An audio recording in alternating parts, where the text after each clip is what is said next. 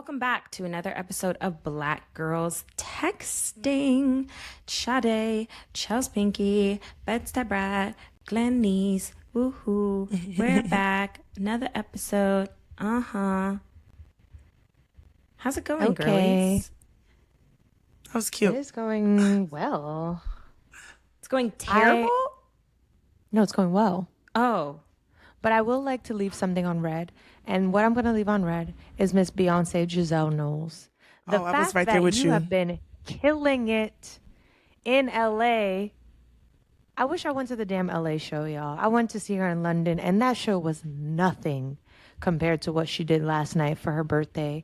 She had Kate Renata open up the show. Diana Ross came out. Kendrick Lamar came out. Even Blue came out. I didn't even see Blue dance when I saw the show in London. So, I mean, I still had an amazing time in London. But truly, it is not fair that some of these cities are getting all the extra sprinkles, and I just got the scoop of ice cream. I want the sprinkles and the syrup and the waffle cone, too. So, Beyonce, I want the we got Dubai beef. Riff. I want the Dubai Riff. I did not get it. So I'm leaving her on red, but also not because I don't want bees to start stinging me. And I am replying to just a great weekend. It was a long weekend. I saw Drake in Vegas. My friends from New York are here. So it's just been like a cool weekend. I'm Glenn. I'm replying to Right. my I'm weekend. like, oh, you're replying to your I was weekend? going to tease you for it, but then I was like, you went to Vegas and saw Drake, so you deserve. Right. Glenn's like, I'm replying to my weekend. I went to Double House. Right. What? No, I was with It's the never. gays. Oh. I was at a block party. Me and the gays stayed out till 8 a.m. Can you believe it? Okay. I'm gonna do quick fire. I'm leaving on red, just traveling black in like white ass spaces. This woman really asked me if my twists were all mine. And 1, why do you care? 2, like, no. 3, this is weird. I feel like you're gonna try to skin me alive or something. I am replying to Kylie Jenner dating Timothy Chalamet. Date a white man.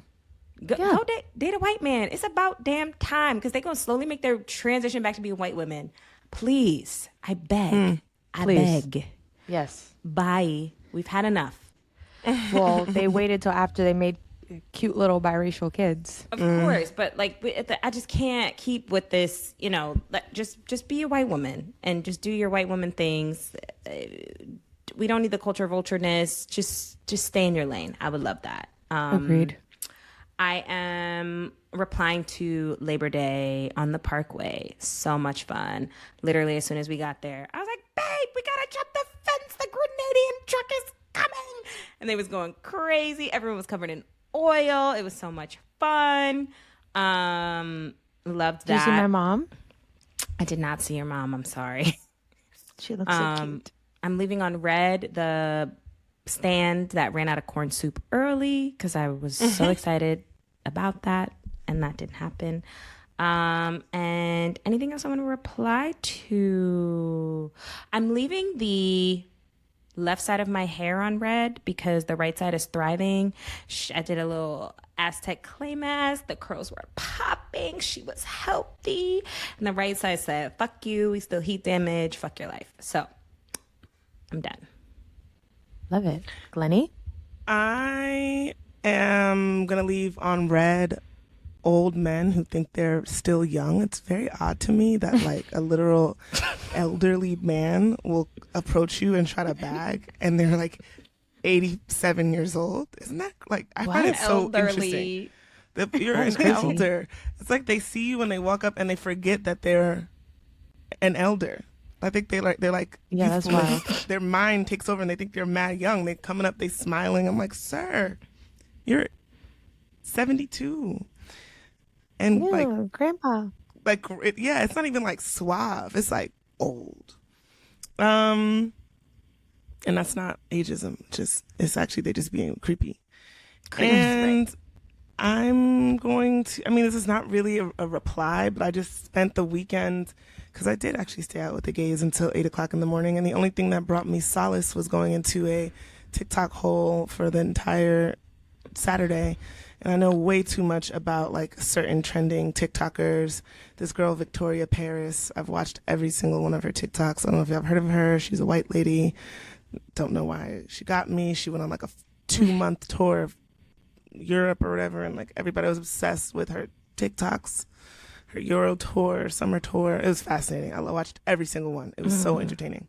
It really was, truly. Did you find any black TikTokers? I know. So now I'm like trying to find some black ones. There's this girl who's like mixed. Trying to find. We have one on our show. What? No, what? Who? A mixed Like girl? right now. A mixed No, girl? not a mixed. We have a black girl on TikTok that everyone needs to tune into, Kandace, and you'll hear her in the next segment. Obviously. This is perfect, actually. Yes. I mean, that's not what I'm trying to find. There are black girls that I watch on TikTok, but doing this particular content, I think is super interesting because it's just like a bunch of like random vlog content. And I know the girls are there. Like I watch my black girls on YouTube, but I haven't found I was gonna say, like you watch them on the YouTube. TikTokers. Yeah, the TikTokers though. There's this girl named Sayla Brooks. She's a van lifer. Like, why did I watch all of her fucking shit? Crazy. It was fascinating. She's like jumping off of cliffs and deep sea diving, doing crazy shit. Fascinating life. But yeah, send me more TikTokers. Oh my gosh, can I leave one more thing on red and then I'm done? Mm-hmm. I'm leaving on red these same fucking conversations like black men don't pay the bills and black men are the only men that don't take care of their women and the black man ain't doing shit, he's a deadbeat, and the black man don't have shit, and the Habibis yalla and pay for everything, and the Latinos hola and pay for everything. Like, that's God. Not fucking true. That's not fucking true. Okay? I'm so tired of this. And like, yes, sure, there are different cultural expectations. There's also this thing called chattel slavery. Look it up. Right. There's also this thing called institutionalized racism. Look it up. I don't know, Jim Crow, chain gang, ripping black people out of their homes, crack epidemic. I'm not saying settle for nothing and he should take you out and, you know, give you a cronut and tell you to kick rocks. But at the same time, I don't understand why we keep having this fucking conversation and people are like, black men don't provide for their homes. There are black men that provide for their homes. There are black men that don't. Stop talking about this, please. I feel like you sound like me, and maybe it's because now you have a black man in your life. Yes, that can be part of it.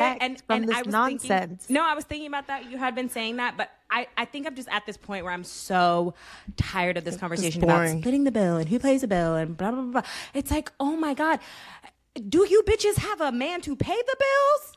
It's like, it also demonstrates that the lack of proximity, because the idea that you're putting white men up on this like grandiose pedestal, it's like, clearly you probably never dated one.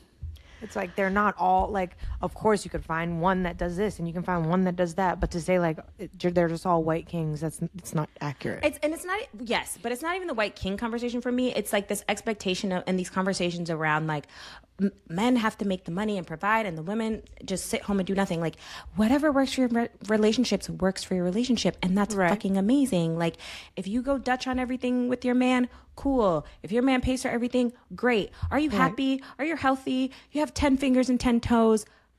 Go forth. Are you guys being honest with each other? Yeah, like I can't. It's driving me crazy. It's driving me, and I keep people are still talking like about that. They're still social media talking that type of about content. this. Because I don't even see this shit anymore. I saw there was a whole performer who went on stage and was like, if your man not paying your bills, you're single. And everyone was reposting it like, yeah. And I was like,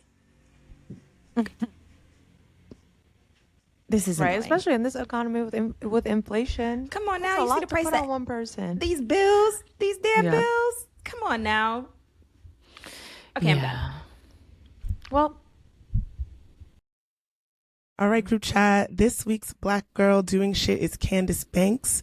Kandace is a multi-talented creative, best known for her web series Thanks Kandace Banks, which colorfully portrays her journey in the fashion industry, with the hashtag Thanks Kandace Banks garnering nearly 12 million views on TikTok. Kandace has tapped into an underserved audience who eagerly awaits each episode. Kandace's long-term goal is to develop this story into an iconic television series that will impact the culture for years to come. Kandace, welcome to Black Girls Texting. This is long overdue. Welcome. It is We're long so happy to overdue, have you but I'm here. so happy to finally be here. Yes. So we're going to hop in a group chat. Yeah, you ready? Okay, so for those who don't know, because all of us are big fans of the TikTok show of Thanks Kandace Banks, but for our listeners who are not familiar, tell us about the premise. Okay, so my show is about my life as a fashion intern in New York City and all the drama and trials and tribulations that come along with working under a top fashion stylist, a Black woman who is widely known in the industry and very celebrated, but behind closed doors, she's very cold and standoffish and refuses to be like a warm, welcoming mentor. So my show is all based on a true story, and it's just about my experience with that. Yeah, Have I people saw tried you to guess liking who the it show. is? We can talk Yes, offline. yeah, yeah. Everybody's trying to guess who it is. Whenever people meet me in person, that's the first question they ask me, but I'm not giving it up. Has your old mentor have they reached out to you? Like, stop talking about me? One of them, because I talk about a few of them, one of them did, and she said that she was going to get her lawyer to send me an email, which she did. And but I didn't take the episode down because I changed her name and I changed a few of the details. And I just think she was upset that my series is getting so much attention and like so many people are loving it and I really put her on blast. And if you know, you know. Mm. So I think that her friends, a lot of people sent it to her and she was upset with some of the things that I said. But no, I didn't take it down. But the main mentor, no, she has not reached out to me. She's actually very busy nowadays doing huge things. But her friends have followed me on TikTok. Mm. I think I know who it is. Anyways, has it always been your dream to work in fashion? Yes, I really, the way I was raised, it was like I had no choice. Like, my grandmother was the first lady of the church, and her and my grandfather were so well known in like the church world. They were like Barack and Michelle, like underground, like you know how it is growing up in black church and you really get dressed every Sunday. We were in South Carolina, so down south, they really, she had the hat with the dresses, with the pins, with the gloves. That was my grandmother, a very classy lady. And so she had five children, one of which was my mother. And my mother sold all of me and my sister's dresses. She made all of our clothes growing up. Oh So my I just gosh. remember like being in the fabric store with my mom while she chose the fabrics and the buttons and the zippers and the patterns. And then my mother taught me how to sew in middle school. And I was like making my own jeans, like ripping them up, sewing them into something new, and like taking old pajamas and cutting them up and making outfits. I was always like creative and I always had visions of my future life that weren't like daydreams. They felt like I was remembering like a past life, if that makes sense. Mm. And it was like more of like a guide for me. And that's what led me to move to New York and like chase the dream of being a fashion stylist. Um, but yeah, I was always raised to be like very feminine, very classy. I was always prissy, always kept my nails done, like painted, always wore jewelry. It's just me. Obsessed. I feel like every time I see you from head to toe, the look is it's coordinated, the colors make sense. There's no Um, accessory that doesn't work. Like it's just like all like do you lay out your outfits or is it just like you just put it on and it just works? I do. Sometimes Actually, I just found like a box of all my childhood things, and I went back and read my notebooks, and I have notebooks filled with like writing out all my outfits every single day. I wish I had it next to me so I could Oh show my you, but gosh. like I have like notebooks full of outfits, and it was so funny to go back and read what I used to wear, and then I would like write a brief summary of what happened to me that day in that outfit and like my first kiss. I have the date of my first kiss, like that. I've always been very type A, like always had a journal, always planned my outfits, always been a visual person. I'm a Libra. Um, Okay, and I was just gonna like, ask. yeah, Libra, October baby, just always so creative. And so you go from this like amazing fashion family in the church. How was the transition into fashion? Like, did you go straight to one of the major cities? What was that kind of process like?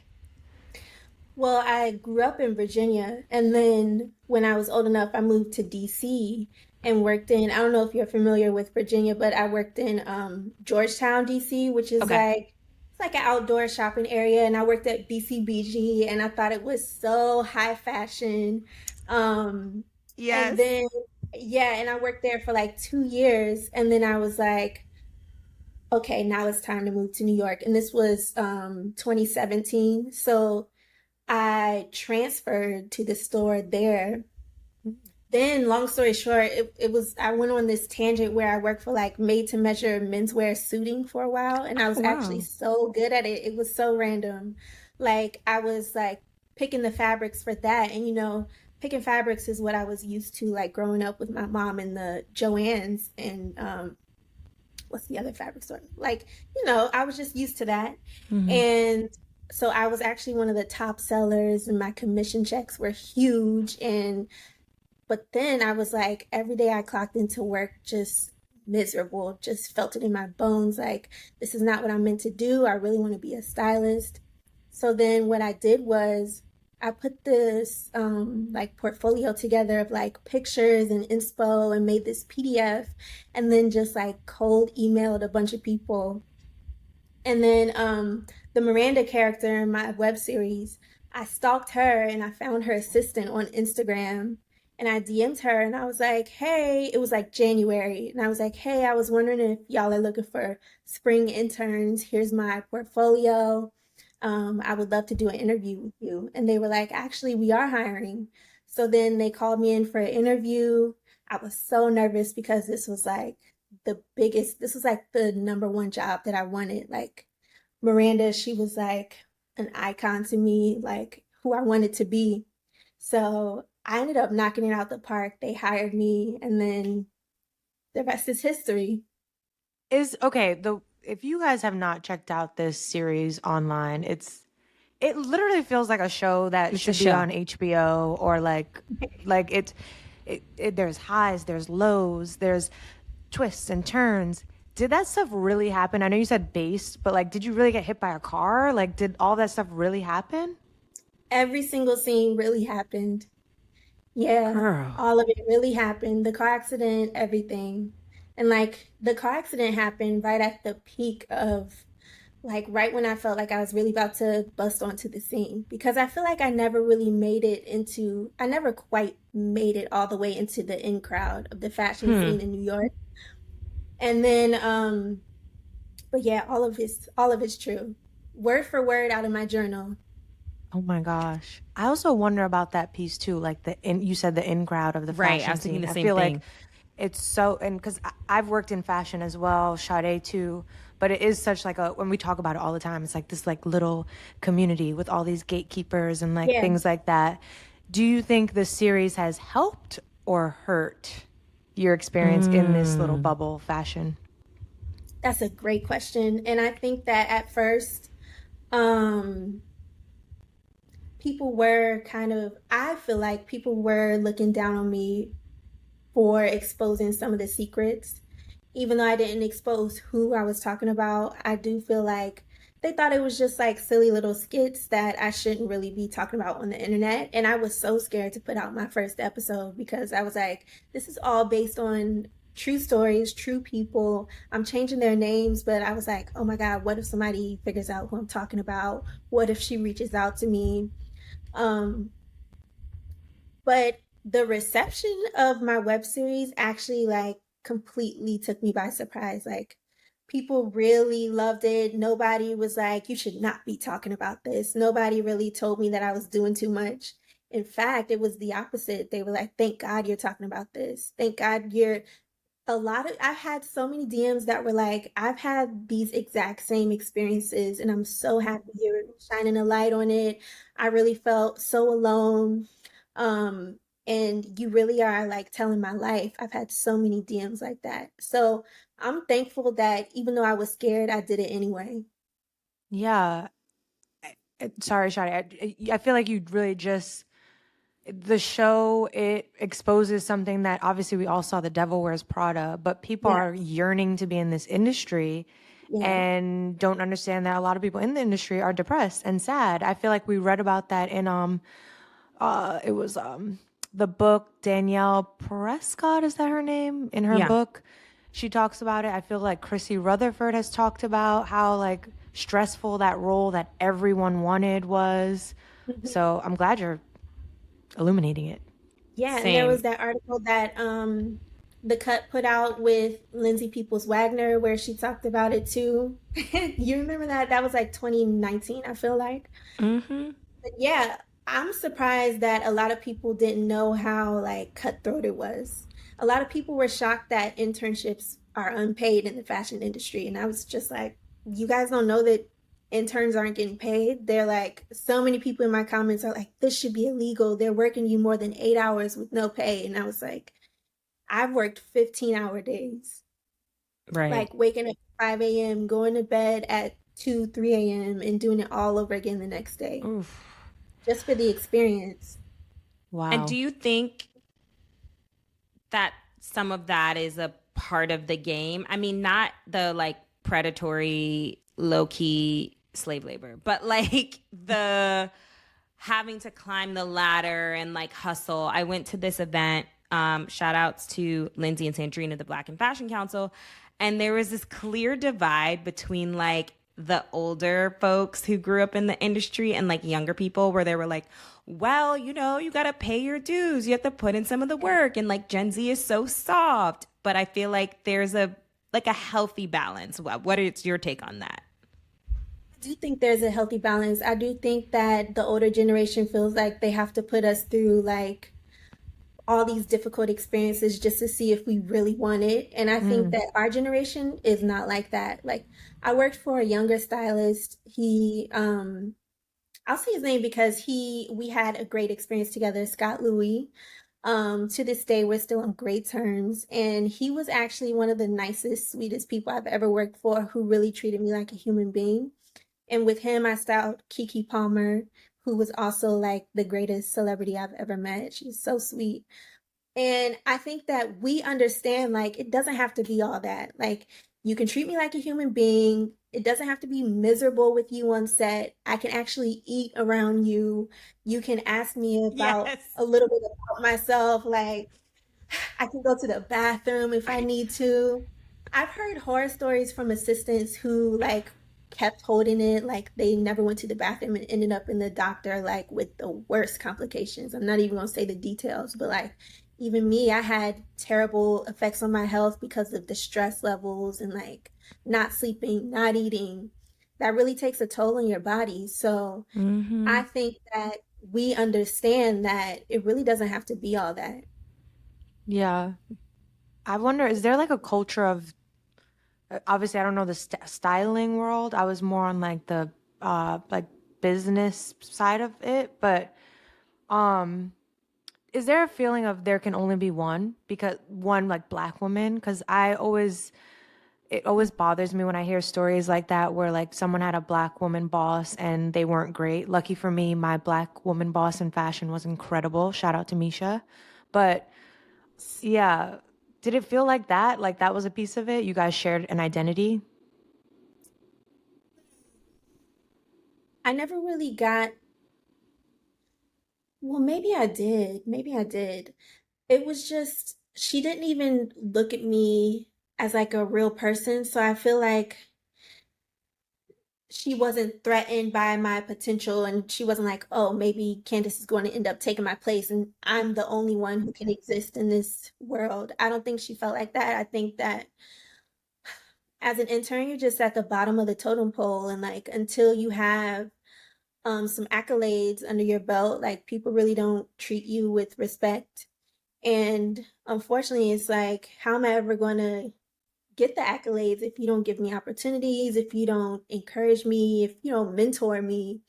I really was so naive going into the situation, thinking that I was going to be like embraced and like it was going to be big sis, little sis, and like I was going to learn everything from this woman. I remember on set one time, like seeing an opportunity to pull her to the side and ask her a question. I actually have an episode about this. And it was like the worst thing I could have done, like just to even acknowledge her one on one directly. We usually spoke through her assistant. She had two different assistants, and there were like three of us interns. And we could only communicate to her through her assistants, even if she was right there in our face. So it just felt so ridiculous at times. It really felt like the Devil Wears Prada. I Like, wonder if you're she like, saw you, if she sees the series and has changed her behavior. no, she has not. She has not changed her behavior. I've heard. But I do wonder if she's seen my series. I do wonder that. She Probably. has. I feel like it's impossible, yeah, to not have. It was like such a moment. And I feel like so many people were sharing it across all industries, but definitely like in the fashion space. It was like I'm the first time wondering, we saw that. yeah, yeah. Okay. And like in such a well done way. But I'm wondering, like, what does the industry look like now? Like, you're on the styling side, but it feels like there's this shift happening in fashion. One, I think there's like a shift in terms of like the tolerance with some of that behavior. But I also feel like there are a lot of highs and lows in the industry. Like, the tea, a lot of these luxury houses don't got no money. Because my friend over at a certain luxury house was like, they done cut the coffee machine out of the building. So yeah. So the girls don't have no coin, and like there's just so much changing. I mean, we have these strikes, so I know that's impacted stylists. I feel like there's this new entrance of like high and low, fast fashion. Like there's so much that's like shaking up the industry. So like, what do you think it's transitioning to, if you think it's transitioning at all? Well, when coronavirus hit, I actually left New York and came to LA, and I left styling. So I actually haven't been in that industry for 2 years. Wow. Um, so, but I do think there is a shift happening, like you said. Um, and I did see while I was exiting, I did see that the luxury houses are running out of money. Um, Yeah, I do think that there's more of a shift to like, I see so many like Instagram brands that are getting so popular, and Mm. like girls starting their own little thing that so many people are supporting. And I like that because, to be honest, like just because it's luxury doesn't mean it always is like it looks good.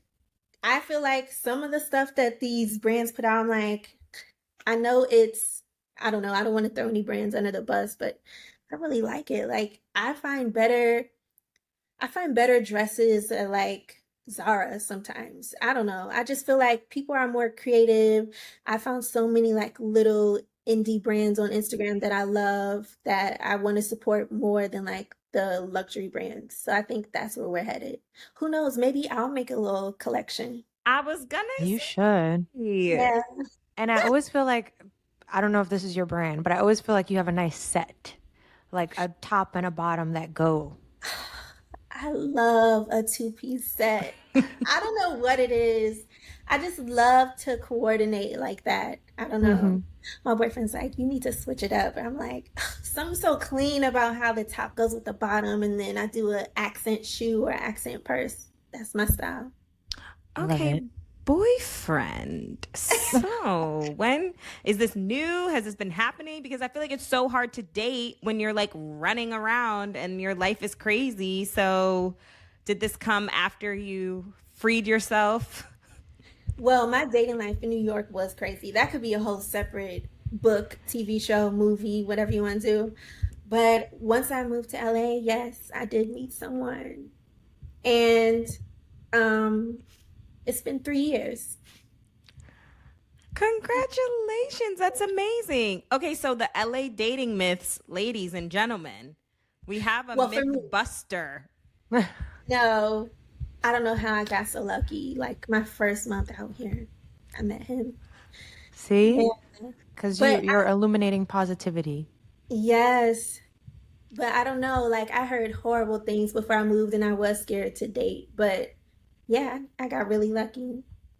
Oh Wow. my gosh. This is like a I mean, I pray that it can be more common, but the girls kind I of think drag. I mean, too. both cities, but particularly they say LA's like so hard. Do you think that you being in this mindset of just kind of like shedding things that you didn't need, like opened up the space for you to go into a relationship? Yes, I did so much reflection when we were in lockdown.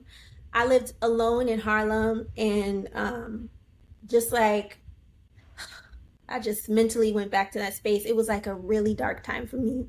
Mm. But I did a lot of self-reflection, and that's when I made the decision to like leave the industry and move to LA. And I think that once I moved out here, I had a completely different mindset. And then being out here, it's like, wow, I'm going hiking. I'm like at the beach, taking a dip in the ocean.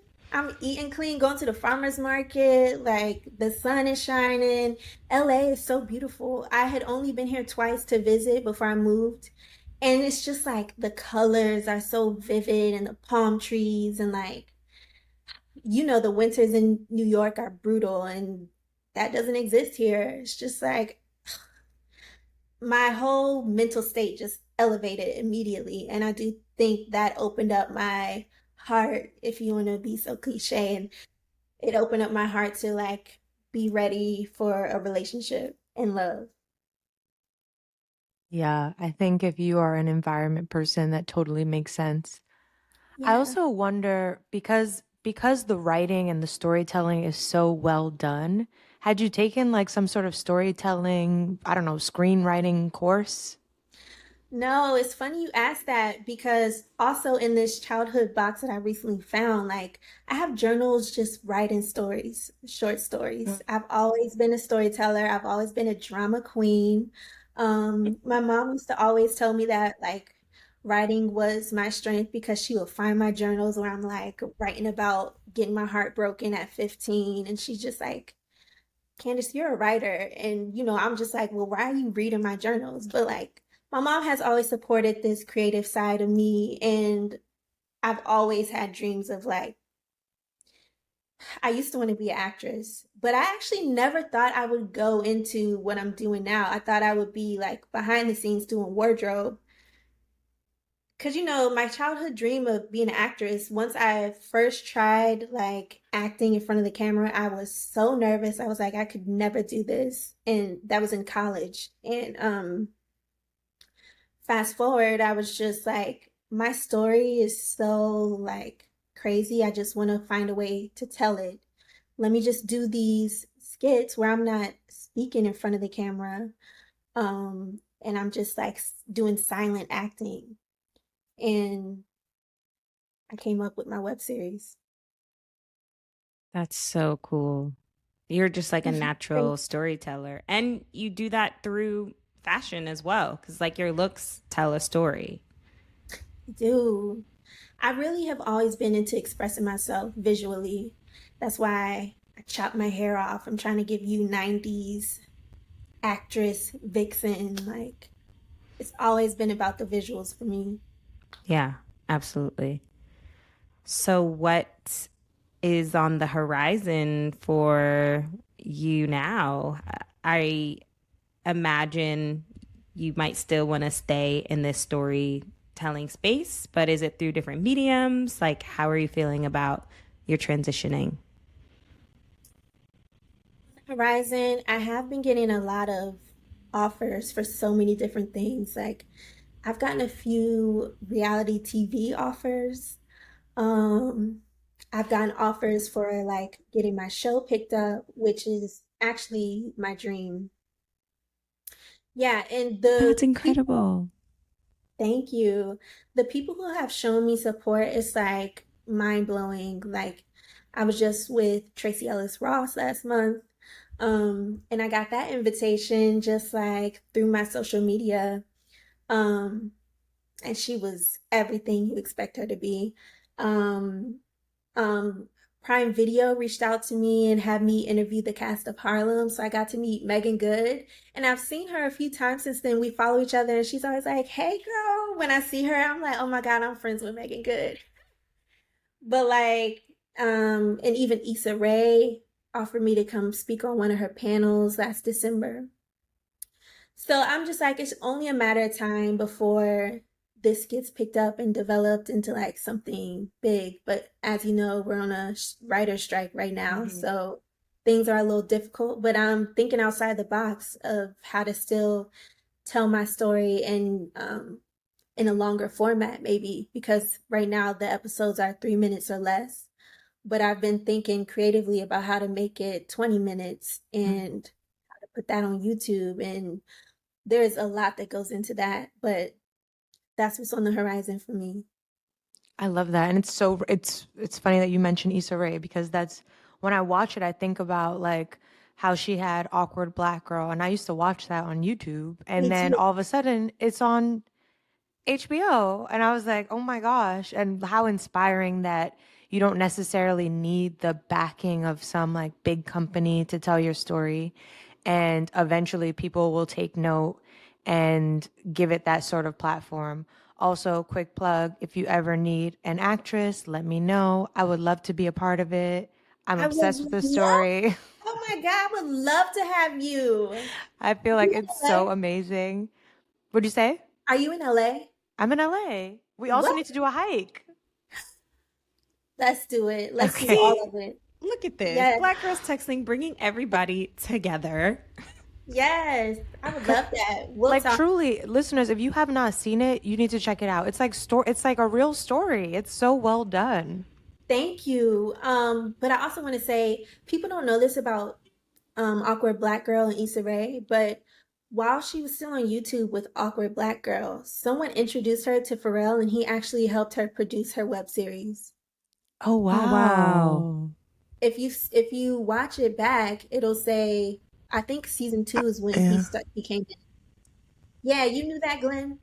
Yeah, I think it's like I Am Other or something like that. It would Yeah. say that on there. So yeah, and so the person who introduced Issa to Pharrell is actually the producer of the show Harlem, which Prime Video invited me to their set to interview their Oh. cast. So I met the woman who introduced Issa to Pharrell, and I was like, "This is my moment." I walked up to her, I gave her my elevator pitch, I introduced myself, and she was like, "All right, here's my email. Please shoot me an email, and we'll talk." I sent her the email. Never heard from her to this day. I followed up, but it's all about just like making those connections. I'm praying that one day something comes out of it, but it's really like 1 degree of separation. All I need is one yes. But in the Yeah. meantime, I'm still going. I'm still on season 3. I'm shooting episode 3 right now, currently. Like, that's what I was doing this morning. So I'm still cranking out the episodes, 10 episodes a season, and I'm just keep going. Yeah. I feel like it's also all about timing. So you already have the network. It's Yeah. just like the time. And Mm. I feel like it's coming. Yeah. Thank you. It's like Let's divine manifest timing that. when it's all supposed to align. And then you're like, oh, this happened because of that. And then that happened. And then that happened. And then it all just like makes sense. Exactly. I know. Oh, well, we loved having you. And I'm so, so glad that we were able to do this. Please tell everyone, just so we can bang it over their heads one more time, where they can find you, where they can watch the series. We'll, of course, have everything in the show notes, but just would love the listeners to know where to catch up with you. Yes, on Instagram, it's my name is underscore Kandace, Kandace. If you don't spell it right, you won't find me. And on TikTok, it's Kandace.Banks. YouTube coming soon. Okay, I was gonna ask. Yeah, my YouTube is coming soon. It's taking me a while to get it up, but it's going to be up soon. And I'm on Twitter. Okay, amazing. It definitely needs to be on YouTube. It does. It's I'm coming. old. I'm like, how do I use this TikTok? And So just easy many- binging. And the Yeah. shorts, high key, I hear the shorts are going crazy. The girlies are loving the shorts. On YouTube. Yeah. I know, but shorts, but TikTok has really like TikTok is where everybody has discovered me. Like I'm talking Yeah. about I can't even go to the airport without getting recognized now. Like everywhere I go, Did you I'm hear getting that, girls? I'm getting recognized everywhere I go nowadays, and it's all from TikTok. Like millions of views off TikTok. That's incredible. We were just But I having will get on a little debate. Yes. Not debate, but we were just talking about like all the platforms, and I was like, Girl, we no. agreed. We know TikTok has the most discoverability. Look how she lying to y'all listeners. I'm Don't not listen to lying. her. I'm just saying, TikTok, whatever. Anyways, not to bring you into our drama. Well, thank you so much. Thank you. No, I'm like gonna go and binge. I was gonna wait until you put it all out, and then I could just like watch it all together. But I can't resist. I'm just gonna have to dive in. Yeah, and watch it on TikTok, not Instagram. Okay. Watch it on less. TikTok, not Instagram. It's It has juicy. a playlist feature, and you can just easily watch all the episodes. Okay. See, that's what I need. Because I was going back. I was trying to do it in order. Okay. Yeah, no, TikTok. there's a playlist at the top of my page. Okay. Oh, perfect. I love that. Me too.